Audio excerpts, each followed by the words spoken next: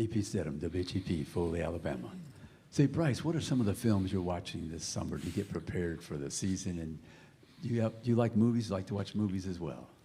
Yeah, I'm more of a show guy, if I'm being honest. Movies, I don't know. I'm trying to think of the last movie I watched. It was probably like, I watched Home. Like, it was some Disney, like, animated movie. I feel like those are the only movies I really watch. I watch, like, more shows. What films to get ready for the season? Films to get ready for the season? Anything like that. I'm not a big, I'm very, like, if it's football related, like, obviously there's a lot of time that I spend and dedicate to being in the facility, talking to guys, watching film and studying. But if I'm not doing that, then I'm doing something completely different. It's watching stuff that doesn't have anything to do with football. I'll detach when I'm not there. So probably nothing too football related if it's movie-wise. To your right, second row. Good morning, Bryce. DJ Jones with Sports Division of Columbus, Georgia, as the Heisman Trophy winner, best college football player in America. How do you get better on the field as far as, again, I know you've been to the Manning camp. I don't know if you have a quarterback coach, but again, to get better. Yeah, winning the Heisman is obviously a huge honor. It means a lot. But also I understand that doesn't entitle me to anything.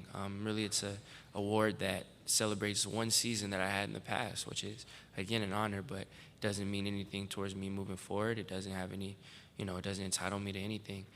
So because of that, I don't feel like I'm where I need to be. I don't feel like I'm a finished product by any means. There's a lot of stuff that I want to keep getting better at. So I don't think it prohibits me at all. The way I look at it, again, it's an award that celebrates the past, which is an honor, but it doesn't entitle me anything to the future. So I don't feel like I'm complete. I don't feel like there's definitely stuff for me to work on as a visual, stuff for us as a team to get better at. So I'm working day in and day out to try to improve myself. To your left, second row. Hey, Bryce, Jacques Doucet, WAFB-TV in Baton Rouge. Last year's LSU game was a lot closer than people anticipated down the wire. Just your thoughts on that and going to Tiger Stadium in Baton Rouge this year. Yeah, well, LSU is obviously such a storied program, has such a great history, such a great program where, maybe people on the outside may expect one thing, but, we know whenever we're playing LSU, it's going to be a dogfight. We know what to expect, so we have a tremendous amount of respect for them.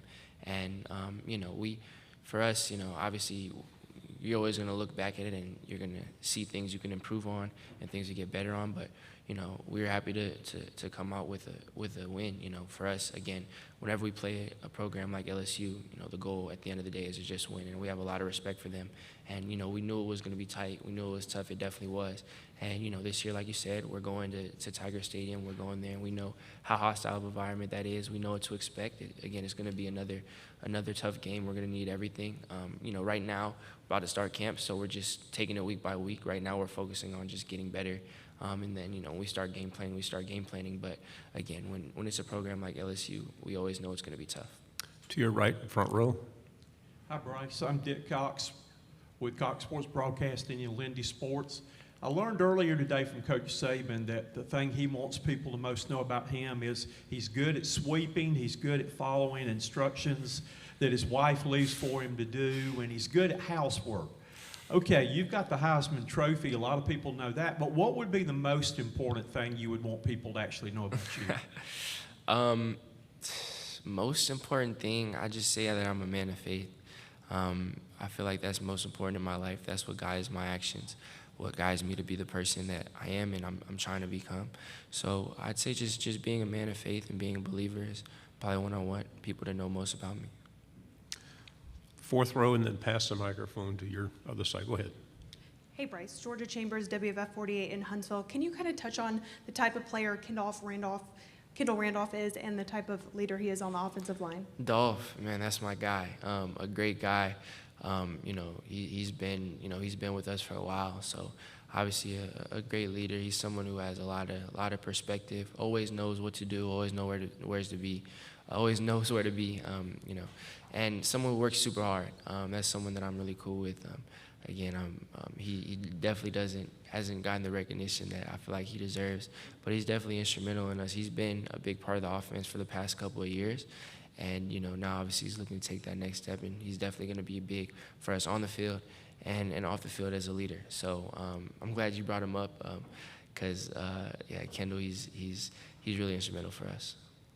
Okay, go ahead. Fourth row. Hi, Bryce. WSFA, Rosie Langello. Speaking of the O-line, what progress have you seen from them in the spring and the summer? Yeah, I'm super excited to watch them and to see this process. I feel like they've grown a lot. We have all of our three interior guys, Jay Void, Darian, E coming back, and then Seth coming back, who obviously got a lot of snaps. And then we have some guys stepping up with JC. Stepping up and starting to play, and then same thing with Dolph, and then now with Tyler coming in from Vanderbilt. But I really feel like it's just I think they've all been really focused. Those guys just coming back with more experience. The younger guys getting a lot more comfortable, and it feels like we have a really good change of attitude and direction. Coach Wolf coming in really has helped us. He's helped a lot. He's meant a lot to us. He's shored up some things in protection from a schematic standpoint, and I feel like he's done a really good job with those guys up front. So I'm super excited. I have all the confidence in the world and my big guys up front, so I'm excited for the year. Bryce, to your right, standing up in the back. Hey, Bryce. Zach Klein with Channel 2 here in Atlanta. The mindset and attitude coming off a championship in the offseason compared to one coming up short. I was curious what Georgia might be going through this offseason. Yeah, I mean, I can just speak from our perspective, knowing that coming up short, obviously, is really tough. It's something that, it stings a lot. It obviously was really, it hurt a lot losing, and then it's something that we carry as fuel to the fire this offseason. So it's something that's been fueling us, something that's been pushing us, and, no one wants to feel what we felt last year, so we're doing everything in our power to give ourselves the best chance to, have the circumstances that we want to have. To your left, second row. Hey, Bryce, obviously, Alna Richardson, orangebloods.com. Obviously, Steve Sarkisian recruited you to Alabama. I wanted to, maybe you can tell us about your relationship with Coach Sark during his time there, and maybe your excitement to play Texas on the road this year. Yeah, Coach Sark he was really instrumental in me going to Alabama. He was he's who recruited me there, a big reason why I started looking at Alabama. So, I have nothing but love for Coach Sark. And the year that I was there and being coached by him, I learned a lot.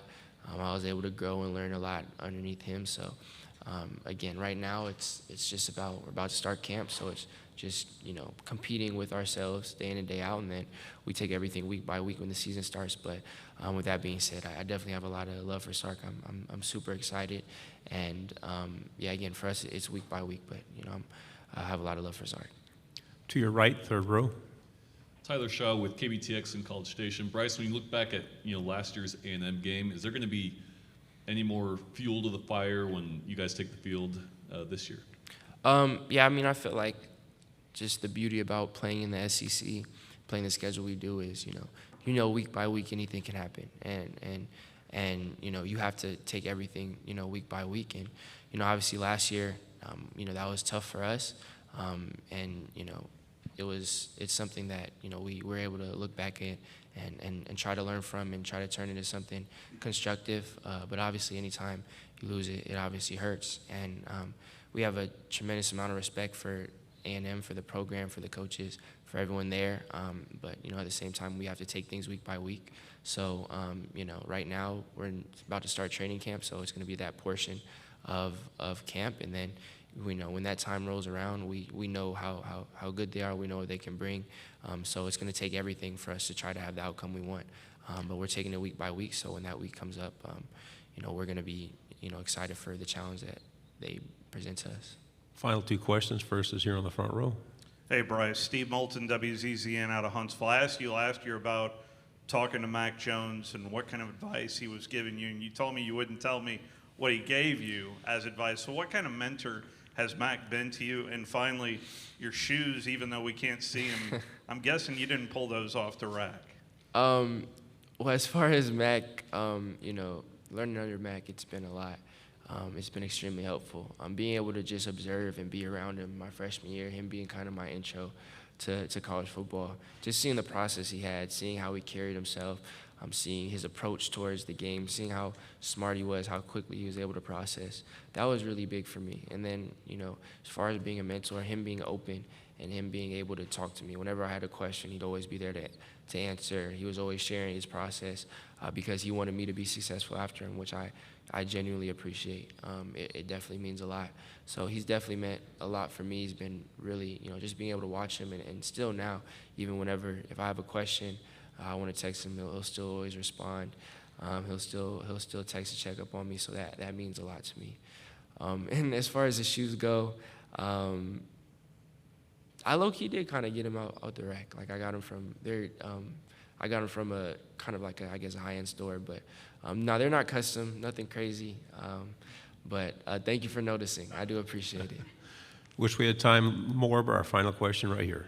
Richard Johnson, SEC Network. Obviously, I know they're not allowed to hit you in practice, but in a scrimmage, what is it like to face a pass rush from either Dallas or Will? And have they sometimes taken a step too far and gotten you on the ground every now and then? Yeah, I think, for everyone, going against the best in Will and Dallas, that really prepares us all as offense.